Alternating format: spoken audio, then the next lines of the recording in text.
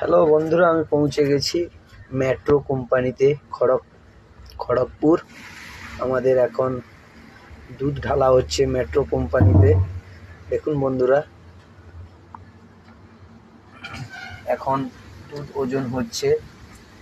তারপর আমাদের যে কাকা দুধ ঢালছেন দেখছেন, এখান থেকে দুধ এবার ফ্যাট নিয়ে নেওয়া হলো। দুধের ফ্যাট এসএনএফ কত আছে, তারপর আমাদের চলে যাচ্ছে কত পার্সেন্ট ফ্যাট। ওই এই মেশিন দেখছেন, এতে মাপা হয়। এর মধ্যে পুরো দুধটা ঠান্ডা থাকে এবং প্যাকেটিং হয়ে বেরিয়ে যায়।